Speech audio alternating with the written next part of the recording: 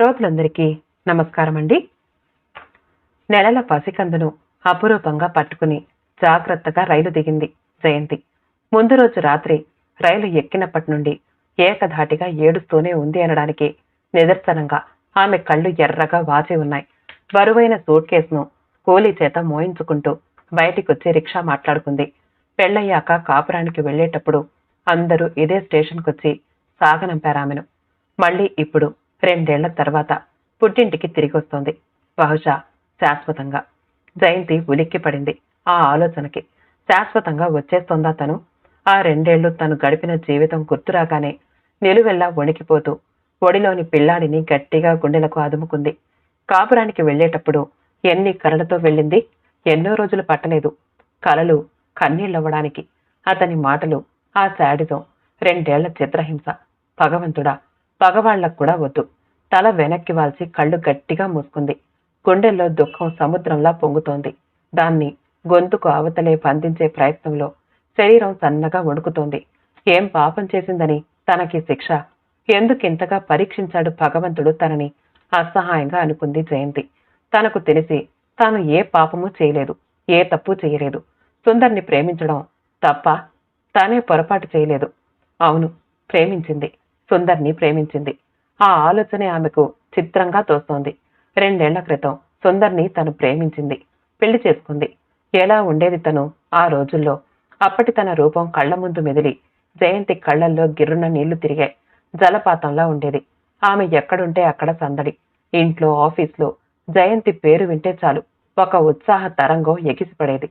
అలాంటి తను మొట్టమొదటిసారి అతన్ని చూసినప్పుడే మోగపోవడం ఆమెకు గుర్తొచ్చింది. ఆ రోజు ఆఫీస్లో ఏదో పని చేసుకుంటూ ఉండగా బాస్ నుంచి పిలుపొచ్చింది. జయంతి లేచి ఆయన క్యాబిన్లోకి వెళ్ళింది. కూర్చోమ్మా, హే సుందర్ అంటూ అతన్ని పరిచయం చేశాడాయన. కాలు మీద కాలు వేసుకుని చాలా క్యాజువల్ గా కూర్చున్న అతన్ని రెప్పపాటులో గమనిస్తూ విష్ చేసింది జయంతి. బెంగళూరు నుంచి వచ్చారు. మంచి తెలివి, అనుభవం ఉన్న ఇంజనీర్. బాస్ పరిచయం చేసి వెళ్లిపోయాక జయంతి అతనితో చాలాసేపు మాట్లాడింది. ఫ్యాక్టరీ అంతా చూపించింది. కొత్త టెక్నాలజీస్ గురించి చర్చించింది. ఆమె అందాన్ని, ఉత్సాహాన్ని, తెలివితేటల్ని అబ్బురంగా చూశాడు సుందర్. పెళ్లి ప్రస్తావన తెచ్చాడు. ఆమెకేమీ అభ్యంతరం కనబడలేదు. గొప్ప ఇంజనీర్, అందగాడు, పెద్దవాళ్లతో మాట్లాడమని చెప్పింది. మర్నాడే వచ్చాడు. నెల్లాళ్లలో పెళ్లయింది. జయంతి ఉద్యోగం మానేసి అతనితో బెంగళూరు వెళ్లిపోయింది. అదిగో అప్పట్నుంచే మొదలయ్యింది నరకం.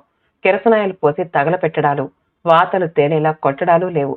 చిన్న మాటలు, చాలా చిన్న చిన్న మాటలు ఉపయోగించి హృదయాన్ని ఛిద్రం చేయడంలో సుందర్ సిద్ధహస్తుడు. ఆమెకు అతని మీద వెర్రి ప్రేమ ఉండేది. తనని ప్రేమించి పెళ్లి చేసుకున్నాడని కాదు, తన మెడలో మంగళసూత్రం ముడివేసిన స్నేహితుడని. తాను సీత అయితే అతను రాముడని. అవును, ఆ బంధం మీద అమితమైన గౌరవము, ఆ వ్యక్తి మీద అంతులేని ప్రేమ ఉండేవి ఆమెకు. బోలెడంత సున్నితత్వము, అంతకు మించిన సామర్థ్యము ఉండేవి. అందరికీ తాము ఆదర్శంగా ఉండాలన్న తపన ఉండేది. సుందర్కి వాటిల్లో ఒక్కటి నచ్చలేదు. నచ్చలేదా? మరి వాటిని చూసేగా పెళ్లి చేసుకున్నాడు. కాదు, నచ్చకపోవడం కాదు, భరించలేకపోవడం. పెళ్లికి ముందు ఆమెకి గొప్ప నమ్మకం ఉండేది. తాను చాలా బాగా మాట్లాడగలనని నమ్మకం వేసింది. నిజం, కొన్ని వందల మంది ఒప్పుకున్న నిజం. కానీ సుందర్ ఒప్పుకోలేదు. ఆమె మాట్లాడడం మొదలుపెట్టిన మరుక్షణం అతని ఎగతాళి ప్రారంభమయ్యేది.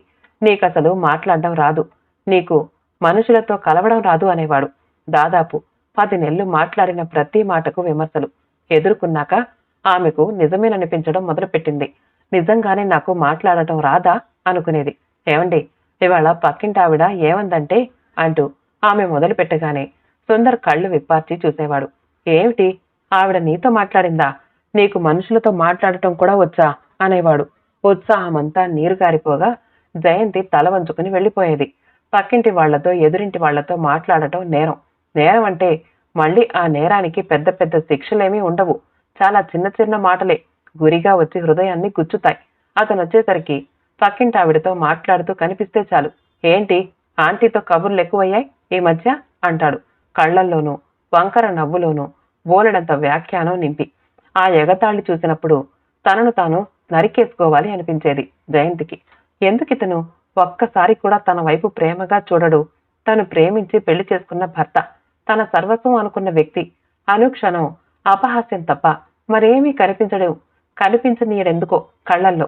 ఎవరితోనూ చెప్పుకోలేదు జయంతి. చెప్తే అర్థం చేసుకోగలిగినంత పెద్ద సమస్యలు కావవి. అందుకే మౌనాన్ని ఆశ్రయించింది. సంవత్సరం తర్వాత పోనీ ఉద్యోగం చేస్తే అన్న ఆలోచన వచ్చింది. అప్లికేషన్ పెడుతూ ఉంటే సుందర్ వద్దనలేదు. ఎప్పట్లాగే ఎగతాళి చేశాడు. నువ్వు ఉద్యోగానికి ఏం పనికొస్తావు అన్నాడు. ఉద్యోగానికి పనికి రాదా? తను ఉద్యోగానికి పనికి రాదా? జయంతికి పెద్ద పెట్టున ఏడవాలి అనిపించింది. కానీ కాల్ లెటర్ వచ్చిన రోజు ఆమెలో మళ్లీ ఉత్సాహం నిండింది. ఇంటర్వ్యూ బ్రహ్మాండంగా చేసి ఇంటికొచ్చాక మొహంలో ఆత్మవిశ్వాసం తొణికిసలాడింది. సుందర్ రాగానే ఆనందంగా ఎదురు వెళ్ళింది. ఏమిటంత ఆనందం అన్నాడు సుందర్ నవ్వుతూనే.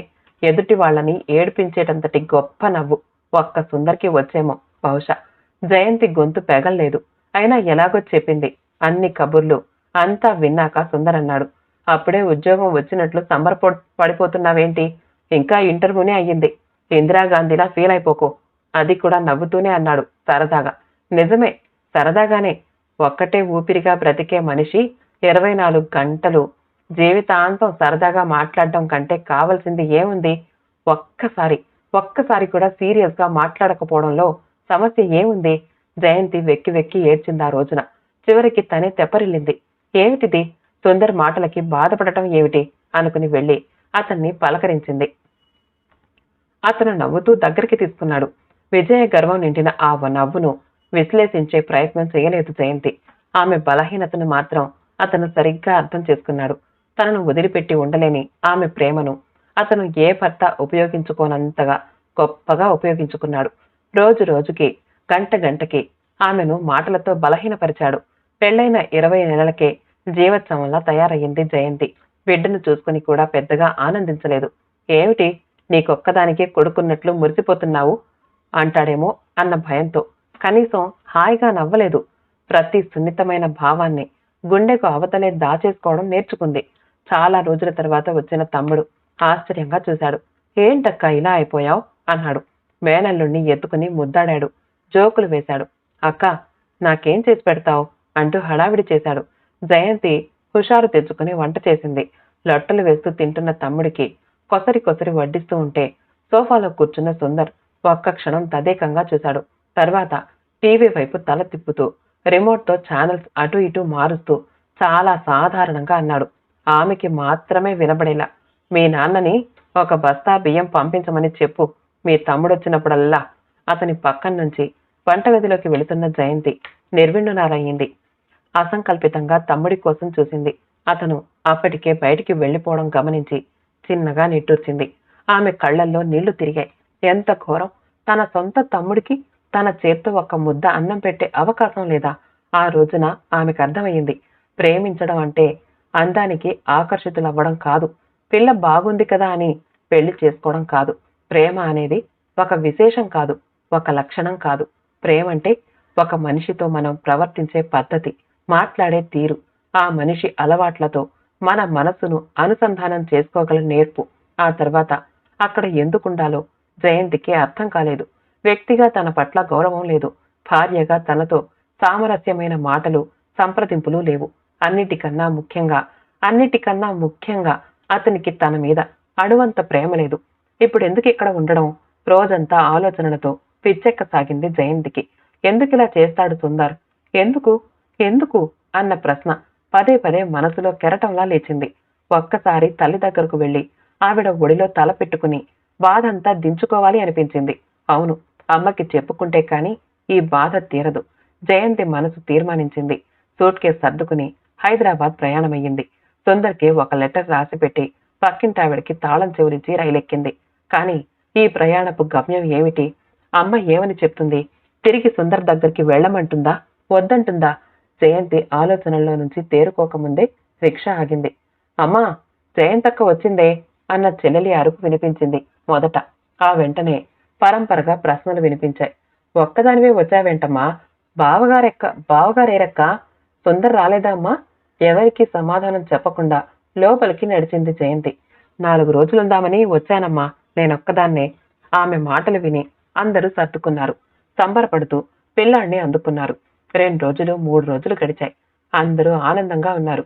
కూతురి సంసారాన్ని, ఆమె భర్త గొప్పదనాన్ని, వాళ్ల ప్రేమకు గుర్తుగా కనిపిస్తున్న పండంటి పిల్లాడిని చూసి మురిసిపోతున్నారు. కానీ జయంతికే బాధని ఎదుర్కోవడం చేత కావడం లేదు. వచ్చేటప్పుడు తల్లితో చెప్దామనుకుంటూ వచ్చింది, కానీ ఇప్పుడు చెప్పేందుకు ఏమీ కనబడడం లేదు. నా భర్త నన్ను ప్రేమించడం లేదమ్మా అని ఎలా చెప్పడం? జీవితం పరిసమాప్తి అయిపోయినట్లుగా ఉందామెకు. ఎందుకు, ఎలా, ఎవరి కోసం అనిపిస్తోంది. అద్దంలో చూసుకుంటే తనకి తానే చాలా కొత్తగా కనిపిస్తోంది. బరువుగా వాలిపోతున్న కళ్ళను చూస్తూ ఉంటే సుందర పెదవుల స్పర్శ, వాటి మీద మోపిన భారం గుర్తొస్తోంది. నడుము దగ్గర మెలికను చూస్తూ ఉంటే అతని నాలుక చేసిన నాట్యాలు గుర్తొస్తున్నాయి. మెట్టెల పాదాలు చూస్తూ ఉంటే అతని పట్ల ఆరాధనతో, అలవికాని ఆనందంతో అవి ఎలా మెలితిరిగాయో గుర్తొస్తోంది. భగవంతుడా, కుప్పలా కూలింది జయంతి. అణువణువు దోపిడీ అయిన భావన, తనకంటూ ఏమీ మిగలని భావన. ఏం చేయగలదు తనింకా? ఇంత ఘోరంగా మోసపోయాక, అన్నీ కోల్పోయి మిగిలాక ఇంకా తనేం చేయగలదిప్పుడు? ఆ క్షణం తన రూపాన్ని చూస్తూ ఉంటే ఆమెకు ప్రాణం పోయినా తిరిగి సుందర్ దగ్గరికి వెళ్ళొద్దు అనిపిస్తోంది. కానీ ఆ నిర్ణయం అర సెకనులో 6వ వంతు సేపైనా నిలబడడం లేదు. శరీరం కాదు, కనీసం మనసు కూడా మిగల్లేదు తనకి. అది ఇప్పటికీ సుందర్ మీద ప్రేమని చంపుకోలేకపోతోంది. ఎందుకింత బలహీనమైపోయింది తను? వెరపు అనేది తెలియని తన కళ్ళు ఎందుకింత చంచలమైనాయి? మనుషుల అలికిడి వింటే చాలు మనసు ఎందుకిలా వణికిపోతోంది? ఒక వ్యక్తి, ఒకే ఒక్క వ్యక్తి, అతను భర్త అయితే కావచ్చుగాక. అయితే మాత్రం ఒక్క వ్యక్తి ప్రేమ దొరకనంత మాత్రాన తనింత బలహీనురాలైపోయిందెందుకు? దిండులో తల దూర్చి వెక్కి వెక్కి ఏడవసాగింది జయంతి. తలెత్తి చూస్తే టేబుల్ మీద కృష్ణుడి బొమ్మ చిరునవ్వులు చిందించింది. కృష్ణుడు ఎంత అదృష్టవంతుడు! ఎంతమంది ఎన్ని రకాలుగా ప్రేమను కురిపించారు అతని మీద. అందుకేనా అంత అందమైన నవ్వు అతని సొంతమయ్యింది. జయంతి నిట్టూర్పులో గుండె పగిలిన శబ్దం వినిపించింది. మనస్ఫూర్తిగా ప్రేమించిన వ్యక్తి ఆ ప్రేమను అందుకోకుండా నిర్లక్ష్యం చేస్తే అది నిజంగా చాలా పెద్ద దెబ్బ. ఒప్పుకున్నా ఒప్పుకోకపోయినా ప్రతి మనిషికి ప్రేమ మీద చాలా గౌరవం ఉంటుంది. అహంకారం, ద్వేషం, చిరాకు ఇలాంటివన్నీ చెడు లక్షణాలన్న విచక్షణ ఉంటుంది. ఆ బలహీనతలను దాటి ప్రేమను మాత్రమే పంచి ఇవ్వగలిగితే ప్రపంచంలో ఎలాంటి వ్యక్తినైనా జయించగలమన్న నమ్మకం ఉంటుంది. కాకపోతే కొందరు బలహీనతలని దాచుకోలేక, అహాన్ని వదులుకోలేక, ఎదుటి మనిషిని ప్రేమించలేక అవస్థపడుతూ ఉంటారు. అది బాధే, సమస్య. కానీ ఆ బలహీనతలన్నిటినీ జయించి తనను కూడా మరచి ఒక మనిషిని ప్రేమిస్తే, అంత గొప్పగా ప్రేమించాక కూడా ఆ మనిషి నిర్లక్ష్యం చేస్తే అప్పుడు ఆ బాధ ఇంకా దారుణంగా ఉంటుంది. ప్రేమకు లొంగని మనుషులు ప్రపంచంలో ఉన్నారని తెలిస్తే మనుషులంటేనే భయం వేస్తుంది. యుద్ధంలో గెలవలేకపోవడం వేరు, గెలిచాక ఓటమి మిగలడం వేరు. తన ప్రేమను ఒక వ్యక్తి, ఎవరో కాదు, తన మెడలో మంగళసూత్రం కట్టిన వ్యక్తి గుర్తించలేకపోయాడంటే అది ఆ నిజం ఎవరినైనా నిర్వీర్యుల్ని చేస్తుంది. తను నవ్వితే ఎదుటివారు నవ్వుతారని, తను చేయి చాస్తే ఎదుటివారు అందుకుంటారని నమ్మకం లేకపోతే మనిషి బ్రతకడం దుర్భరమవుతుంది. ప్రస్తుతం జయంతి ఆ షాక్లోనే ఉంది. పిల్లాడు ఏడుస్తున్నా పట్టించుకొని నిర్లిప్తతతో మంచం పట్టీని ఆనుకుని కూర్చుండిపోయింది. చెల్లెలు పరిగెత్తుకుంటూ లోపలికొచ్చింది. అక్క, బాబు ఏడుస్తున్నాడు అంటూ వాణ్ణి తీసుకొచ్చి అందించింది. జయంతి చేతులు అలవాటుగా పిల్లాడిని ఒడిలోకి తీసుకున్నాయి. చీరను పక్కకి జరిపి వాడి నోటికి స్తన్యాన్ని అందించాయి. అక్క, ఒక చిన్న ప్రశ్న. రేపు కాలేజీలో డిబేటింగ్ ఉంది. జీవితంలో ప్రేమ, దాని ప్రాముఖ్యం అని ఏం మాట్లాడను? చాలా రోజుల తర్వాత జయంతికి నవ్వొచ్చింది. నువ్వేమనుకుంటున్నావు అంది. ఏమో, ప్రేమ అనేది అంత ముఖ్య విషయంగా తోచదు నాకు. అది జీవితంలో ఒక భాగం కావచ్చు, కానీ ప్రేమే జీవితం కాదు కదా. దానికన్నా ముఖ్యమైనవి చాలా ఉన్నాయి. మంచి వ్యక్తిత్వం, సమాజంలో గుర్తింపు. కాదమ్మా, జయంతి ఖండించింది. వాటన్నిటికన్నా మనిషికి ప్రేమే ముఖ్యం. గాలి, నీరు, ఆహారం ఎంత అవసరమో అవతలి మనిషి ప్రేమ కూడా అంతే అవసరం మనిషికి. ప్రేమను అందుకోవడం ప్రతి మనిషికి కనీసపు హక్కు. దాన్ని తిరిగి అందించడం అతని బాధ్యత. నీకు ఇంకొక పాయింట్ చెప్తాను విను. అప్పు తీర్చని వాడిని రుణగ్రస్తుడని, సహాయాన్ని గుర్తించని వాడిని కృతజ్ఞుడని అంటాం మనం. కానీ ప్రేమను గుర్తించని వాడిని ఏమీ అనం. అది యువతలి మనిషిని రోజు రోజుకి కృషింపచేసేంత రాక్షసమైన చర్య అయినా దానికి మనం ఏ శిక్ష విధించం. నిన్ను ప్రేమించని వాడి పట్ల నీ ప్రవర్తన ఎలా ఉంటుంది అనేది నీకు సంబంధించిన విషయం. వాణ్ణి క్షమిస్తావో, శిక్షిస్తావో, పట్టించుకోకుండా వదిలేస్తావో అది నీ ఇష్టం. కానీ నిన్ను ప్రేమించే వ్యక్తి విషయంలో మాత్రం నీకు చాయిస్ లేదు. ఆ మనిషి పట్ల నువ్వు కూడా ప్రేమ చూపి తీరాలి. నవ్వుతూ నీ దగ్గరకొచ్చిన మనిషిని చీదరింపుగా చూసే అధికారం నీకు లేదు. ఒకవేళ నువ్వలా ప్రవర్తిస్తే దానికి శిక్ష లేకపోవడం కంటే ఘోరం లేదు. అక్క చెల్లెలి కళ్ళల్లో ఆశ్చర్యం గమనించి జయంతి నవ్వింది. నువ్వేదో అడిగితే నేనేదో చెప్తున్నాను అనుకుంటున్నావు కదూ? కాదమ్మా, నేను చెప్పేది జీవిత సత్యం. దాన్ని నువ్వెలా మాటల్లో పెట్టుకుంటావో నాకు తెలీదు. కానీ ప్రేమ ప్రాముఖ్యాన్ని, దాని ఉనికిని ప్రతి మనిషి గుర్తించాలి అని మాత్రం చెప్పు. ఆ మాటలకు మెచ్చుకోవాలి అనిపించిందో, లేకపోతే తన పెదవులు ఆమె స్థానాన్ని వదిలి చాలా సేపైనా గుర్తించినందుకు అలిగాడో, ఒడిలోని పాపాయి తన చిట్టి చేతులతో తపతప ఆమె గుండెల మీద కొట్టాడు. జయంతి తల తిప్పి తన వైపు చూడగానే బోసి నోరు తెరిచి హాయిగా నవ్వాడు.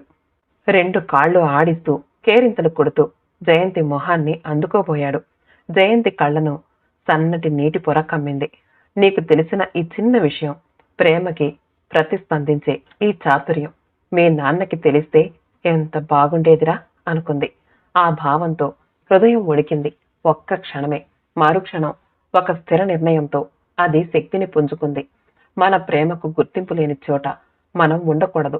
ఎక్కడ మనసు ఎండిపోతుందో అక్కడ అదెంత గొప్ప స్థానమైనా సరే ఉండకూడదు. ఆస్తి, అంతస్తు, హోదా, సంఘంలో గౌరవం ఇవన్నీ చాలా చిన్న విషయాలు. వాటిని సంపాదించుకోవడానికి 1 కాదు, 100 కాదు, లక్షల మార్గాలున్నాయి. కానీ ప్రేమ వీటన్నింటినీ మించిన అవసరం. ఒకసారి దాన్ని సమూలంగా కోల్పోతే మళ్ళీ పొందలేం. అది ఆఖరి బొట్టు వరకు ఆవిరయ్యేలా హృదయాన్ని తప్పింపజేస్తే ఇక అక్కడ మళ్ళీ ప్రేమ ఊరదు. అందుకే ప్రేమకు ప్రతిస్పందన లేకపోతే మనసును బలహీనపరుచుకోకూడదు. ప్రేమను ఉపసంహరించుకోవాలి. అక్కడి నుంచి మౌనంగా నిష్క్రమించాలి. మిగతా ప్రపంచం వైపు దృష్టి సారించాలి. మరొకరిని ప్రేమించేందుకు ప్రయత్నించాలి. ఆలోచనల్లో కొట్టుకుపోతున్న జయంతి కళ్ళల్లోకి తదేకంగా చూస్తున్న చెల్లెలికి ఏమర్థమైందో. అక్క, నువ్వింకా బెంగళూరు వెళ్ళవు కదా అంది కళ్ళు పెద్దవి చేస్తూ. హాయిగా నవ్వింది జయంతి చెల్లెలి భుజం చుట్టూ చేయి వేసి దగ్గరికి తీసుకుంటూ. అవునమ్మా, ఇక వెళ్ళను అంది. కథ సమాప్తమండి.